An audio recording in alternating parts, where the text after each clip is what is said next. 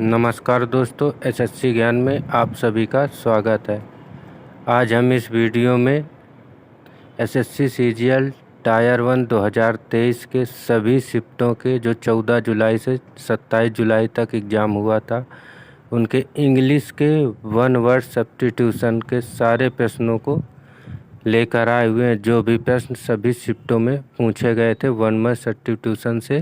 तो दोस्तों, वीडियो को पूरा देखिएगा और पसंद आए तो चैनल को सब्सक्राइब ज़रूर कर लें और ज़्यादा से ज़्यादा वीडियो को शेयर करें, जिससे सभी तक यह वीडियो पहुंच सके। क्योंकि 1 वर्ड सब्स्टिट्यूशन हर एक साल किसी न किसी शिफ्ट में ज़रूर रिपीट होते हैं, तो ये बहुत ही इम्पॉर्टेंट प्रश्न है जो मैं आप सभी के लिए चुनकर लेकर आया हूँ।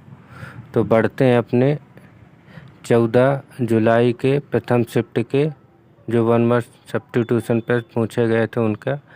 जो पूछा गया था, पहला प्रश्न था a thing fit to eat, जो खाने योग्य हो उसको कहते हैं एडिबल।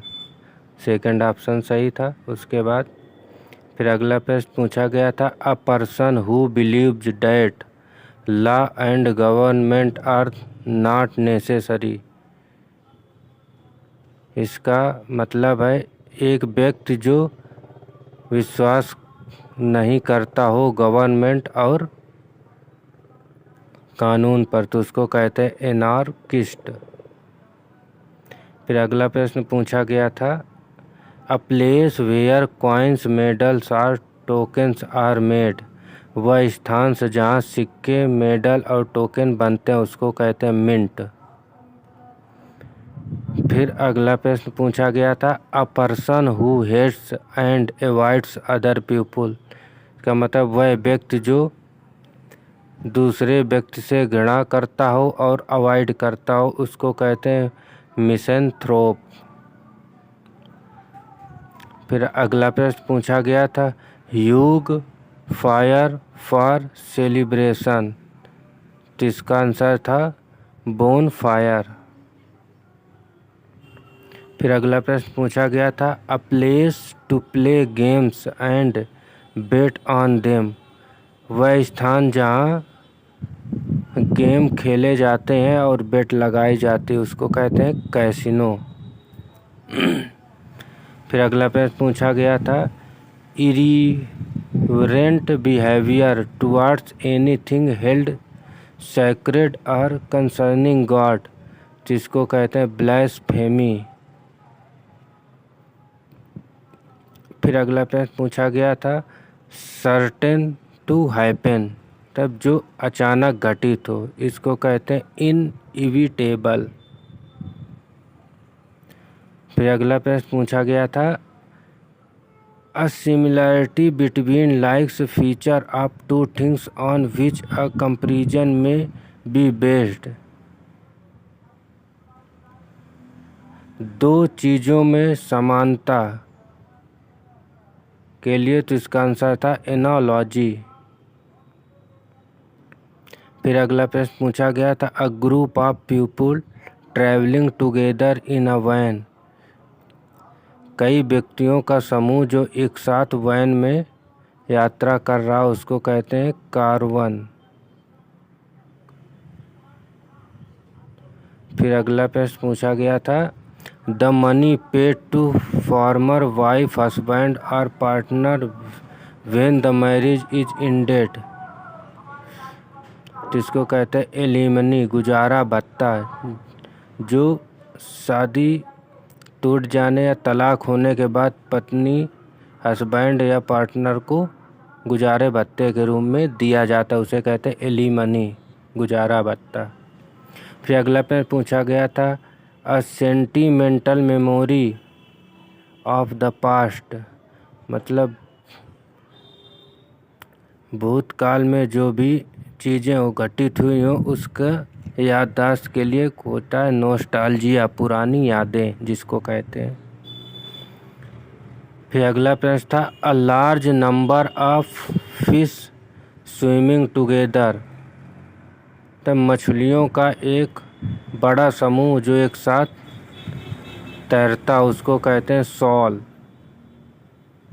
फिर अगला प्रश्न पूछा गया था, a secret plan made to do something usually wrong, इसको कहते हैं कॉन्स्पिरेसी।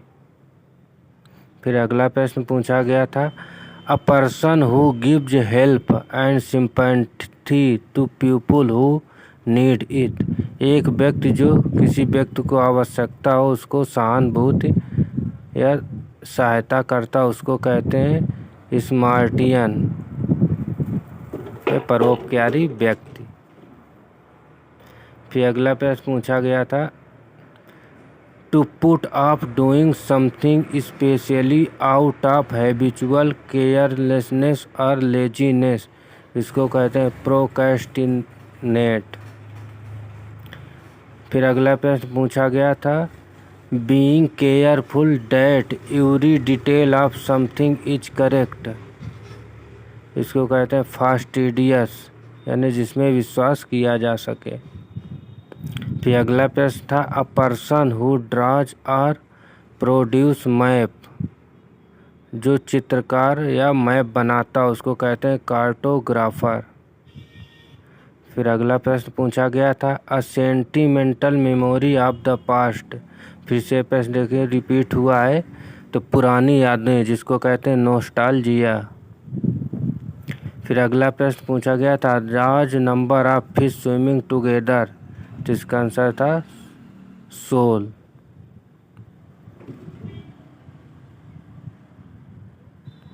फिर अगला प्रश्न पूछा गया था, तो put off doing something specially out of habitual carelessness और लेजीनेस, जिसको कहते हैं प्रोक्रेस्टिनेट, किसी चीज़ को टाल देना।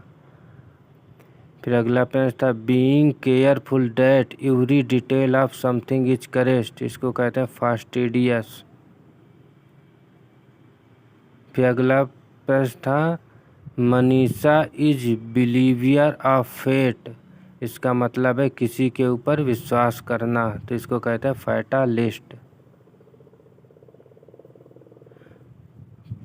फिर अगला प्रश्न पूछा गया, person who betrays his own country, व्यक्ति जो अपनी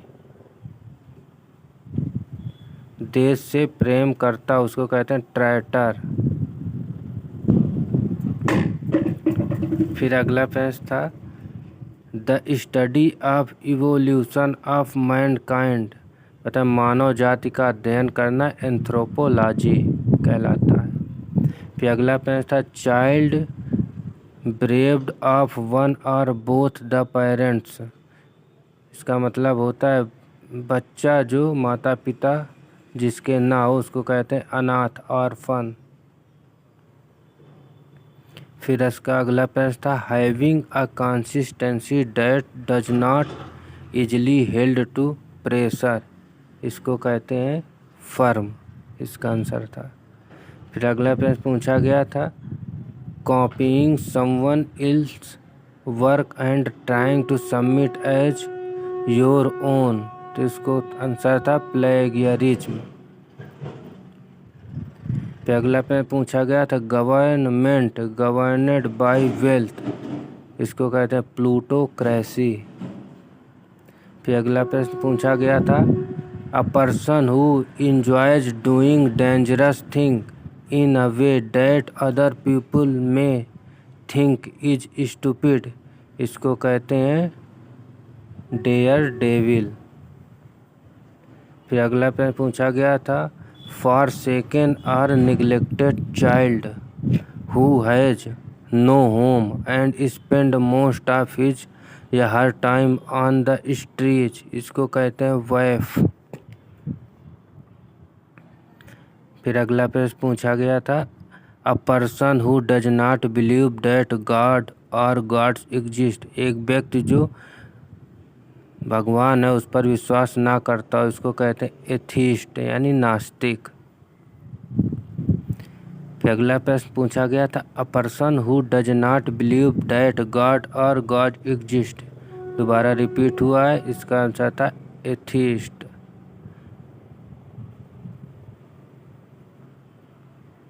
फिर अगला प्रश्न, a book or set of books giving information about all areas of knowing, एक किताब या किताबों का समूह जो सभी चीज़ों की जानकारी देता हो, इसको कहते हैं इंसाइक्लोपीडिया। फिर अगला प्रश्न पूछा गया था, a detailed description of a series of real और fictional events taking place over a long period of time. इसका आंसर था सेगा। फिर अगला प्रश्न पूछा गया था, person who compiles a dictionary. इसका आंसर था लेक्सिकोग्राफर, जो तानाशाही करता हो। फिर अगला प्रश्न पूछा गया था, कैपेबल ऑफ बीइंग बेंट और पुल्ड इनटू डिफरेंट शेप्स। इसका आंसर था डक्टाइल। फिर अगला प्रश्न पूछा गया था, gradual recovery of health and strength. जो स्वास्थ्य में जिसका सुधार उसको कहते हैं कॉन्वेल्सिनेंस, तो स्वास्थ्य में सुधार। फिर अगला आंसर क्वेश्चन था, a large cage building or enclosure to keep birds. एक विशाल स्थान जहाँ पक्षियों को रखा जाता है उसको कहते हैं एवियरी, पक्षी गृह। फिर अगला प्रश्न था, Manisha is a believer of fate. मतलब मनीषा विश्वास करती, उसका आंसर होगा फैटालिस्ट, विश्वासवादी। फिर अगला प्रश्न पूछा गया था, one who looks at the negative side of everything. वह व्यक्ति जो हर चीज़ में नकारात्मक चीज़ें देखे उसको कहते हैं पेसिमिस्ट, निराशावादी। फिर अगला प्रश्न पूछा गया था, someone who dishonesty pretend to deceive under a assumed character. इसका आंसर था इम्पोस्टर। फिर अगला प्रश्न पूछा गया था, someone who dishonesty pretends to deceive under a assumed character. इसका आंसर होगा इम्पोस्टर। फिर अगला प्रश्न था, a person who kills somebody specially for political reason. एक व्यक्ति जो राजनीति के लिए किसी का मर्डर कर दे उसको कहते हैं असैसिन। फिर अगला प्रश्न था, अ ग्रुप ऑफ वर्शिपर्स। पुजारियों का एक समूह, इसको कहते हैं कांग्रीगेशन। फिर अगला प्रश्न था, कैसिंग और वेटिंग टू केस हार्म और इविल टू समवन। तो इसका आंसर था मेलिवोलेंट, किसी को हानि पहुंचाना। फिर अगला प्रश्न था, one who believes in fate. जो भाग्य में भरोसा करता हो, इसका आंसर होगा फैटालिस्ट। तो कोई प्रश्न 2023 में ही कई शिफ्टों में 3 बार रिपीट हो चुका है। इस साल भी किसी भी शिफ्ट में आ सकता है दोस्तों। तो ये प्रश्न बहुत रिपीट होते हैं, बहुत ही इम्पॉर्टेंट 1 मार्क्स सेफ्टी ट्यूशन लेकर आए हूँ। तो वीडियो को पूरा ज़रूर देखें, आपको 1 से 2 प्रश्न हर एक शिफ्ट में देखने को मिल जाएंगे इनसे। और इसी तरह इंग्लिश के मैं और भी क्लासें, ईडियम, फ्रेज, एंटोनिम्स, सिनोनिम्स जो भी पिछले साल पूछे गए तो उनका भी वीडियो लेकर आऊँगा। तो डेली वीडियो देखने के लिए चैनल को सब्सक्राइब नहीं किया है तो चैनल को ज़रूर सब्सक्राइब कर लें। बढ़ते हैं अगले प्रश्न की ओर, कैशिंग और एंडिंग इन डेथ। तो इसका आंसर होगा फैटल। फिर अगला प्रश्न पूछा गया था, फॉर्मल एग्रीमेंट बिटवीन 2 और मोर नेशंस फॉर पीपल। तो इसका आंसर था पैक्ट। फिर अगला प्रश्न पूछा गया था, person whose age is between 70 and 79 years old. एक व्यक्ति जिसकी आयु 70 से 79 वर्ष है उसका कहते हैं सेप्टाजेनेरियन। फिर अगला प्रश्न पूछा गया था, टू मूव और travel back and forth frequently. इसका आंसर था शटल। फिर अगला प्रश्न पूछा गया था, willing to take risk and try new ideas. नए विचारों का प्रयोग करना। इसका आंसर था एडवेंचरस। फिर अगला प्रश्न पूछा गया था, someone whose life is solitude. तो इसका आंसर था रेक्ल्यूस। फिर अगला प्रश्न पूछा गया था वन हु लव्स मैनकाइंड, जो मानव जाति से प्रेम करता हो। तो इसका आंसर होगा फिलैंथ्रोपिस्ट, मानव जाति से प्रेम करने वाला। फिर अगला प्रश्न पूछा गया था another's explanatory remarks at the beginning of a book. तो इसका आंसर होगा प्रीफेस। फिर अगला प्रश्न पूछा गया था a speech by an actor at the end of a play epilogue. इसका आंसर होगा वह भाषण जो